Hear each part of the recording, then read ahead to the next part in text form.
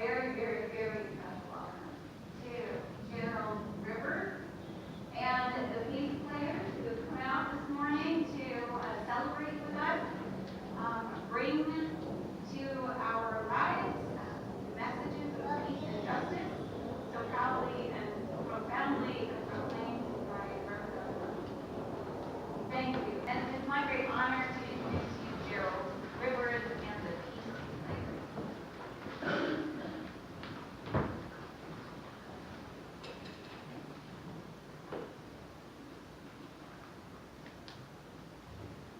First, giving honor to God, who is the source of all my strength, all that I am, all that I ever was, and all that I could ever hope to be. I'd just like to begin by saying good morning to all of you. Good morning. And to let you know what indeed an honor, a pleasure, and a privilege it is for me to have the opportunity to stand before you. As we celebrate Black History Month, it reminds me that I work with kids on a daily basis. Very recently, one of the kids was offended by the word Negro. They were reading it in a book, and she sort of said, "Where did that come from?" My class is a drumming class, and it's not a history, a sociology, or a cultural class, but we take time out when things come up. And we spent time talking about the history of this word Negro.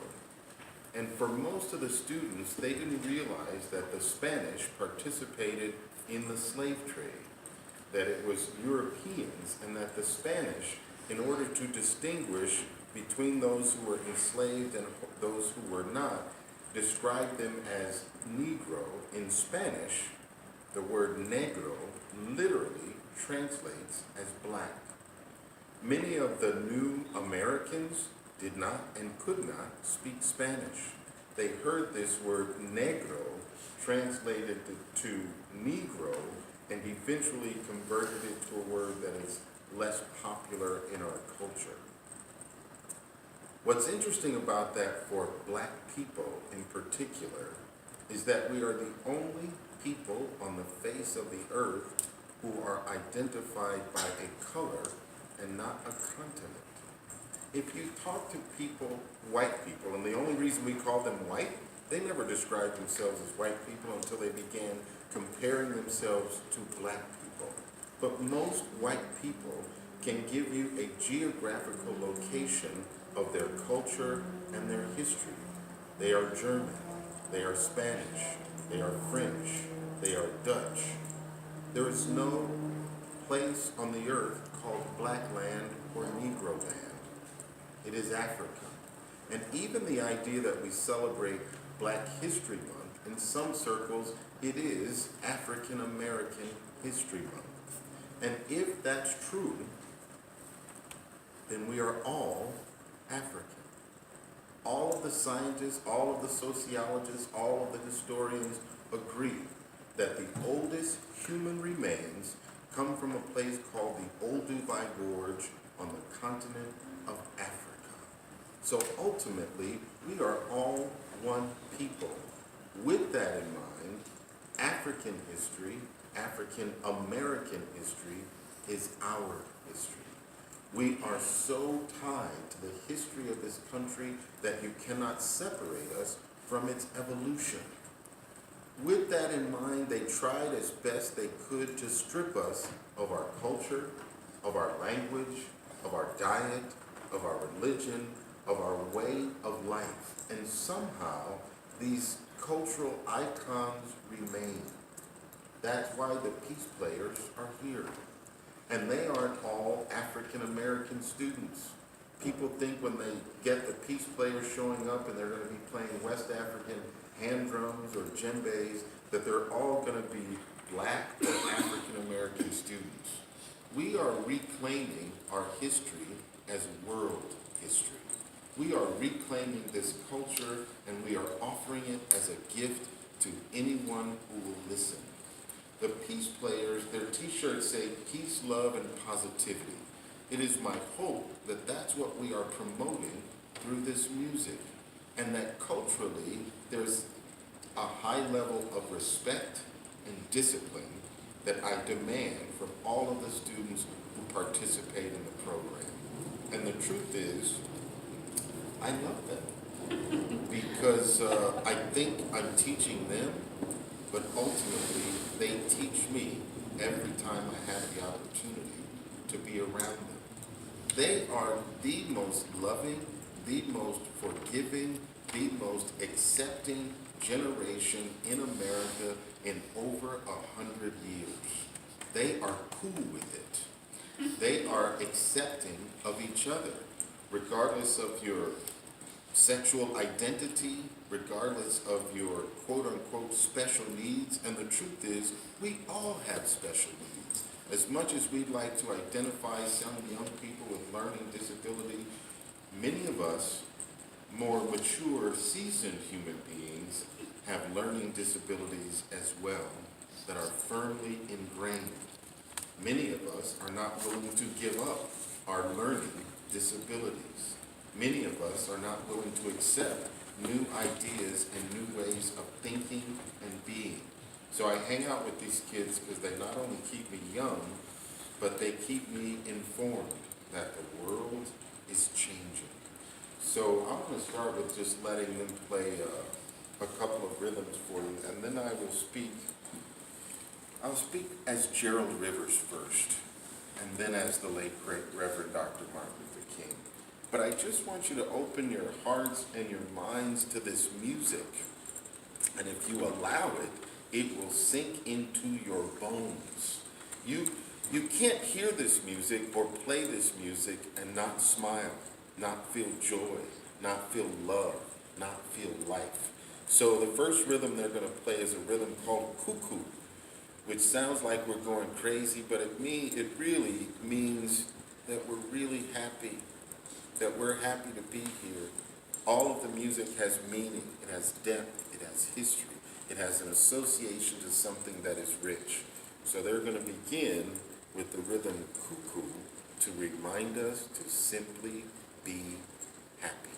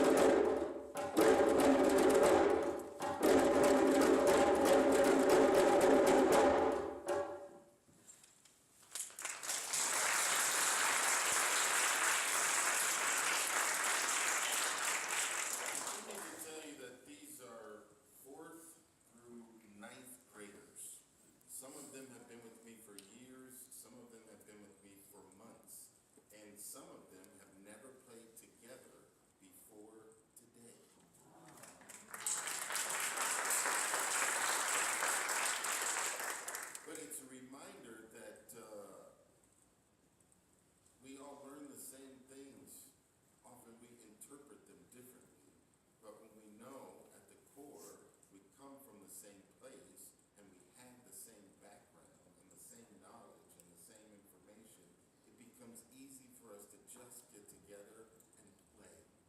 One of the lessons that I teach in drumming for both kids and adults is to listen more than you play. And that is true not for just drumming, but for life.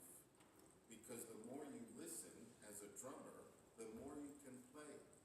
The more you listen as a human being, the more you can play. I'm not telling people not to play or not to have fun. I'm just saying make sure that your ratio of listening to other people and listening to your heart and listening to whatever still inner voice is inside of you, make sure you're listening more than you're playing. My grandmother used to have a sign on the wall in her kitchen that said, "You ain't learning nothing if you talking." So maybe you should spend a little more time listening. They're going to play one more for you, and then we're going to dive into this message. I also want to thank the parents who drag these kids all over town. We go to Orange County, and we go to Camarillo, and we go to Cal State LA, and it would not be possible if the parents were not supportive. So do me a favor, just offer some love and support.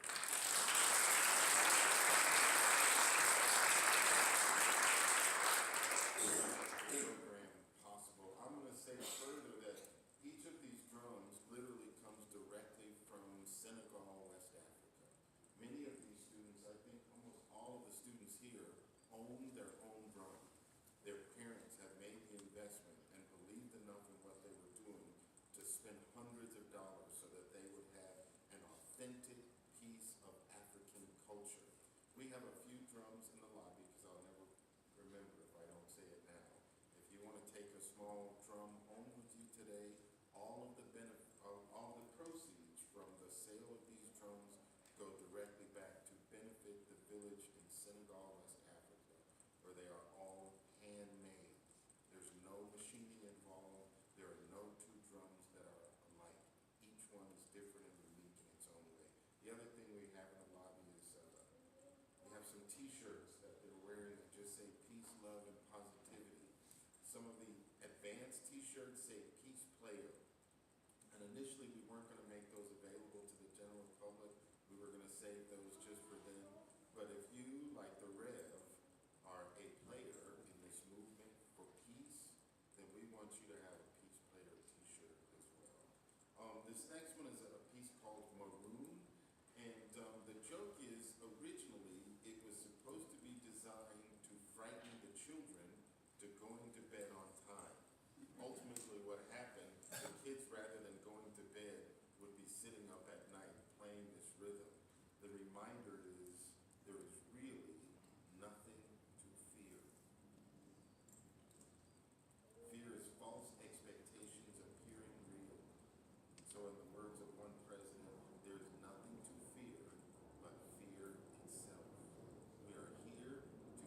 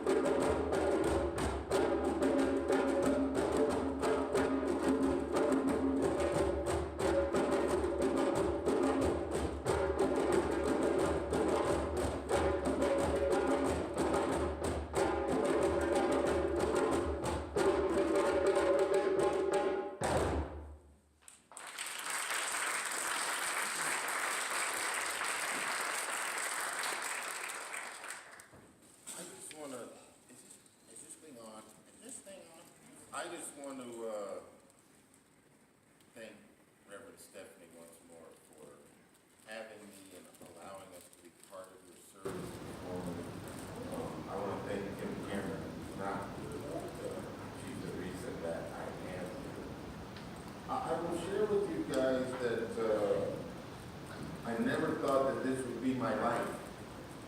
As an actor, I thought I would be rich and famous by now, and I'd be living someplace where nobody would know where I live. Instead, I'm out every day, being of service, being available as often as I can. I started teaching these drums to kids some years ago as a substitute where I was supposed to fill in for 2 weeks. That was 10 years ago. The original teacher was on tour, and they asked if I could fill in, and I taught them traditional African rhythms. At the end of the 2 weeks, the principal came to me and said, they have learned more from you in 2 weeks than they have from their regular teacher in 2 years. Would you like his job? My initial response was, don't you think you should talk to him first? When he came back, he shared that he was just doing it because they needed it and not because he had a passion for it or because he really wanted to do it. And I said yes, and I make the joke that every year I think I'm going to get away from it, and they just keep dragging me back in. So now I find myself teaching West African hand drumming 5 days a week. But the truth is, we teach more than drumming. We just happen to use the drum as a tool to teach life lessons. I make a living in voiceover. I make enough money that I don't have to go to work for somebody else, and that I can work with these kids and with adults for a minor, inconsequential salary. But I'm able to do that because I first do something that I love, and then there's somebody who loves what I do, and then the universe rewards me in kind. So it makes it possible for me to go around and teach people about the words and works of the late, great Reverend Dr. Martin Luther King Jr. In thinking about that for today, and being at a Lutheran church and knowing the work that's done here, it wasn't a sermon that came to me. I want you guys to know that Dr. King did not lose his life because he fought for civil rights. They let him have the Civil Rights Bill. They let him have the Voting Rights Act. The moment that he decided that we should live in a society where there is no more war and no more poverty, he began to intimidate the powers that be. He then became, according to J. Edgar Hoover, the most dangerous man in America because he felt that the two were linked. That all of the money that we spend on war, we could probably be spending on ending poverty, not just in this country, but worldwide. Because I am who I am, and I've been doing this work for over 30 years, I had an opportunity to go to Boston University. And they allowed me to look at some of the papers that Dr. Martin Luther King wrote with his own hand. So I go into a room that's encased in glass, and there is a camera on me, and I'm forced to wear gloves because the oil from my fingers can deteriorate that paper over time. But they said, what do you want to see? And I said, show me what you got. They started bringing boxes and boxes and boxes. And as I'm reading these, and I know many of these speeches and sermons, I realized that what he's writing about more than anything else, hands down, is prosperity and abundance. He believed that there was enough money, enough clothes, enough food, enough jobs, enough homes, enough cars, enough space for all of the humans on the planet over and again. There is a sad requirement of a redistribution of wealth that says that some people who have so much can give even a fraction of what they have and still have plenty and end poverty. He said, maybe we've spent far too much of our money in this country establishing military bases around the world rather than bases of genuine concern and understanding. At the end of his life, he was engaged in the Poor People's Campaign. And he was going to the north, saying there are too many poor people. It doesn't make sense. This is the same response he had when he was a child and his parents told him he couldn't play with the kid across the street because he was white. He was like, that doesn't make sense. This is the same response he had when he was a college student and was enamored with a female who happened to be Caucasian, and his own father said, you are not going to do that. You cannot. And his response was, it doesn't make sense. Help me make sense of it. What's interesting to note about Martin Luther King is that his name, his given name as a child, was not Martin Luther King. It was Michael Luther King. And his parents and his family referred to him as ML, just by those initials, ML. When Martin Luther King found out who Martin Luther was, as a child, he convinced his father that they should both change their name because they don't have to accept the status quo. They don't have to accept things as they are. They can make a change that will change the world. As a child, he told his dad, we should change our name from Michael Luther Jr. and Michael Luther Sr. to Martin Luther. And his dad, being a biblical scholar of sorts, understood and agreed. So today, I just want to share with you the last speech that Martin Luther King ever gave. And people often ask, what is this mountaintop that he's referring to? So I want you to know that when King went to Oslo, Norway, and received the Nobel Peace Prize, he described that as being the pinnacle of his career.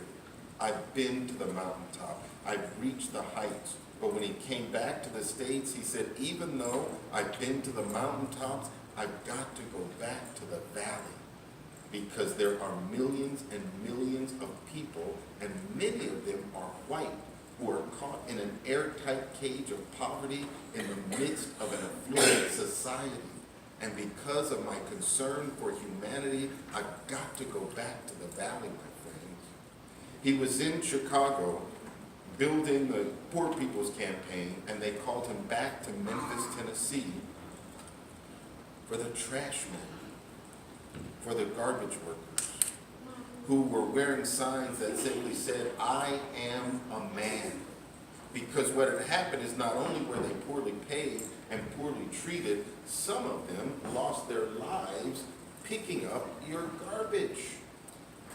The garbage truck was out, and it's the middle of the winter, and it's so cold that what some of the men had to do, because they weren't allowed to stay in the truck, the white drivers drove the truck, and the black sanitation workers ran alongside to pick up the garbage and put it in. At one point, it was so cold that the men would crawl inside of the back of the garbage truck just to keep warm. And whether it was accidentally or inadvertently, somebody turned on the compactor while two of those men were in the back of that truck. And that's when they said, enough is enough. And King said, I will be of service. They said, man, don't go down there. It's like those folks in Memphis are crazy. That's literally what they said. Don't go down there. We've got another campaign. We're working on something else right now. We're not going to stop everything that we're doing to go and see about garbage workers. And he said, oh no. Yes, we are. Because what you do to the least of these, you do it unto me. And so even if you've heard this speech before, I want you to remember that he showed up in Memphis after they told him not to come. It was pouring down rain. There was an incredible thunderstorm, and he had the flu. When they got to Memphis, he went to his hotel room at the Lorraine Motel, and he laid down, and they said, Dr. King, you're not feeling well. And it's pouring down rain outside, and nobody's going to show up for this event where they're asking you to speak anyway. So why don't you just stay in your hotel room and get some rest? I'll speak, my Ralph Abernathy will speak, and we'll pick up with the march and the campaign here tomorrow. He stayed in bed. The other members of his group went to the Mason Temple. When they got there, the place was packed. And outside, there were twice as many people who couldn't get in the building who were standing out in the rain, and they put speakers outside so that those people could hear what he had to say. And then they called and said, I know you need your rest, but they don't want to hear from us. They want to hear from you. They are going to run us out of town if we come in here pretending to be you. So he got up off of his proverbial deathbed and went and delivered these words. And if you ever see the video, when he's done at the very end, he physically collapses. Some people believe that's the moment that he gave up the ghost. And the next morning, Dr. King was no more. But I just want you to hear, like, we have so much life, and we have so much energy, and we have so much vitality, and so many opportunities to do right and to do good, and there's so much in front of us that even at the end of his life, this is what he shared.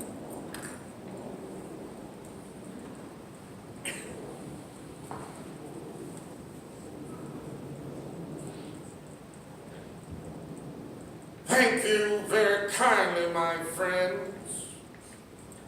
As I listened to Ralph Abernathy in his eloquent and generous introduction, then thought about myself, I wondered who he was talking about.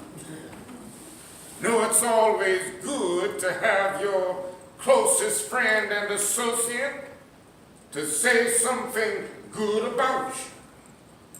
Ralph Abernathy is the best friend that I have in the world. And I'm happy to see each of you here tonight in spite of a storm warning. You've revealed that you are determined to go on anyhow. And you know, if I was standing at the beginning of time with the possibility of taking a kind of general and panoramic view of the whole of human history up to now, and the Almighty said to me, Martin Luther King, which age would you like to live in? I would take my mental flight by Egypt. I would watch God's children in their magnificent trek from the dungeons of Egypt through the wilderness, across the Red Sea, and on towards the Promised Land. And in spite of its magnificence, I wouldn't stop there. I'd go on to Mount Olympus. I would see Plato, Socrates, Aristophanes, Euripides assembled around the Parthenon. I would watch them around the Parthenon as they discussed great and eternal issues of reality, but I wouldn't stop there. Move on to the great head of the Roman Empire and see developments there through various emperors and leaders, but I wouldn't stop there. Even go by the way that the man for whom I'm named had his habitat. I would watch Martin Luther as he taxed his 95 theses on the door at the church of Wittenberg, but I wouldn't stop there. Come on up to 1863. See a vacillating president by the name of Abraham Lincoln finally come to the conclusion that he had to sign the Emancipation Proclamation, but I wouldn't stop there. Come on up to the early 30s and see a man grappling with the problems of the bankruptcy of his nation. Come with an eloquent cry that we have nothing to fear but fear itself, but I wouldn't stop there. Strangely enough, I would turn to the Almighty and say, if you allow me to live just a few years in the second half of the 20th century, I will be happy. That's a strange statement to make because the world is all messed up. Trouble is in the land, the nation is sick, confusion all around. That's a strange statement. I know somehow that Only when it is dark enough can you see the stars. And I see God working in this period in a way that men in some strange way are responding. Something is happening in our world. Masses of people are rising up. And wherever they are assembled today, whether they're in Johannesburg, South Africa, Nairobi, Kenya, Accra, Ghana, New York City, Jackson, Mississippi, Atlanta, Georgia, or Memphis, Tennessee, the cry is always the same: we want to be free.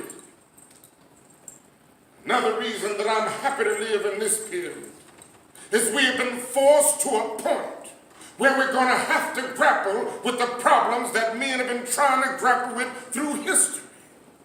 But the demands didn't force them to do it. Survival demands that we grapple with it. Years now, men have been talking about war and peace. Now, no longer can they just talk about it. It is no longer a choice between violence and non-violence in this world. It's non-violence or non-existence. That is where we are today. Also in the human rights revolution, something isn't done in a hurry. Bring the colored peoples of the world out of their long years of poverty, their long years of hurt and neglect. The whole world is doomed.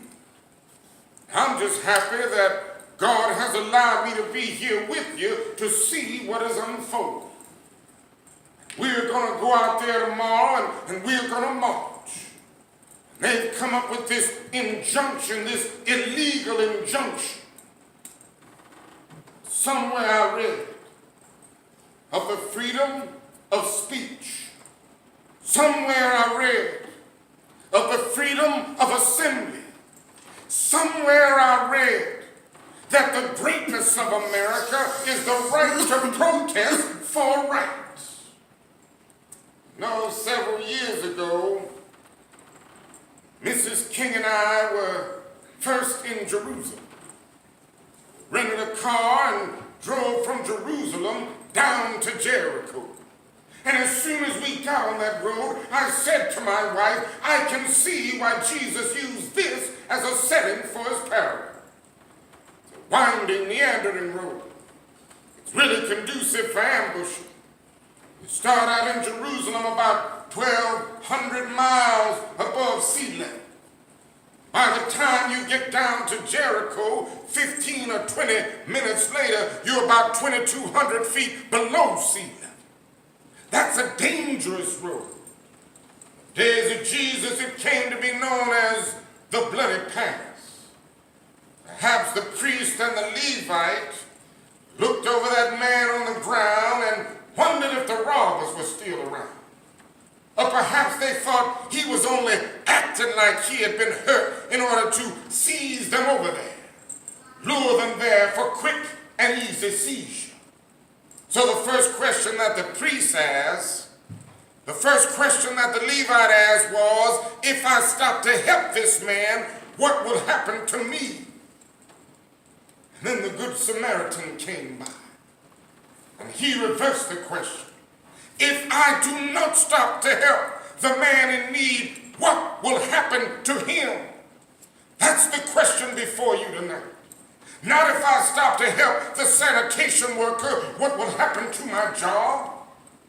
Not if I stop to help the sanitation worker, what will happen to all of the hours that I usually spend in my office every day and every week as a pastor? Question is not, I stop to help this man in need, what will happen to me? Question is, if I do not stop to help the sanitation workers, what will happen to them? Let us rise up tonight with a greater readiness. Let us stand with a greater determination in these powerful days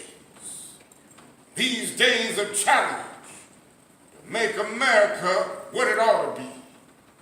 I'm just happy that God has allowed me to be here with you. You know, several years ago I was in New York City signing autographs from the very first book that I had written. While sitting there signing autographs, a black woman came up, and the only question I heard from her was, "Are you Martin Luther King?" I was looking down writing. I simply nodded my head yes. Next thing that I knew, I felt something beating on my chest.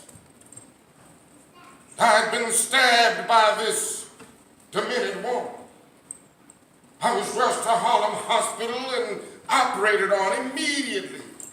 And the doctor said that the tip of the blade was on the edge of my aorta. That's the main artery of the heart, and once it's punctured, that's the end of it because you're drowned in your own blood. Came out in the New York Times the very next day that if I had merely sneezed, I would have died. After the operation, after my chest had been opened and the blade was taken out, they allowed me to move around in the wheelchair in the hospital. I got a chance to read some of the mail that had come in and kind letters had come in from all over the United States and all over the world, and I read a few. I want you to know I received a letter from the President of the United States. I've forgotten what that letter said. I received a letter from the Vice President of the United States. I've forgotten what that letter said. I received telegrams and visits from different governors and different states and different cities, and I've forgotten what those letters said. There was a letter that came from a little girl in the White Plains High School. I shall never forget it. She said very simply, "Dear Dr. King, I read in the paper of your misfortune and of your suffering, and that if you had merely sneezed, you would have died." She said, "Dr. King, while it should not matter, I would like to mention that I'm a 9th grade student and I'm a white girl." She said, "Dr. King, I'm simply writing you to say that I'm so happy that you didn't sneeze." And you know, they were telling me that she must have recognized the significance. For you see, if I had sneezed, I wouldn't have been around here when we decided to take a ride for freedom and ended segregation in interstate traffic. I had sneezed, I wouldn't have been around here when students all over the South were sitting in at lunch counters, and I knew that as they were sitting in, they were really standing up for the best in the American dream, taking this nation back to the great wells of democracy as dug deep by the founding fathers in the Constitution and the Declaration of Independence. If I had sneezed, wouldn't have been down in Albany, Georgia, to see men and women straighten their backs up. For whenever men and women straighten their backs up, they are going somewhere, because a man can't ride your back unless it is bent. If I had sneezed, wouldn't have been around here late in those years to try and tell America about a dream that I'd had. I had sneezed. But you know, it doesn't matter now. It doesn't matter what happens now. We left Atlanta this morning, and as we got started on the plane, there were 6 of us. The pilot said over the public address system that we're sorry for the delay, but we have Dr. Martin Luther King on the plane. And to be sure that all of the baggage was checked, and to be sure that nothing would be wrong on the plane, we had to check out everything carefully, and we've had this plane protected and guarded all night. And then I got into Memphis. Some began to say the threats or talk about the threats that were out what would happen to me from some of our sick white brothers. Well, I don't know what will happen now. We've got some difficult days ahead, but it really doesn't matter with me now because I've been to the mountaintop. And I don't mind. Like anybody, I would like to live a long life. Longevity has its place.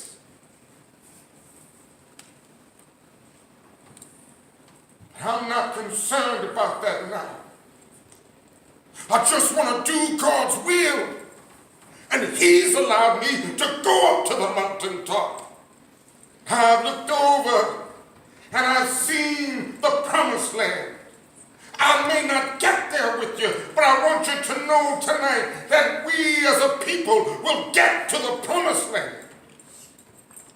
So I'm happy tonight. I'm not worried about anything. I'm not fearing any man. Mine eyes have seen the glory and the coming of our Lord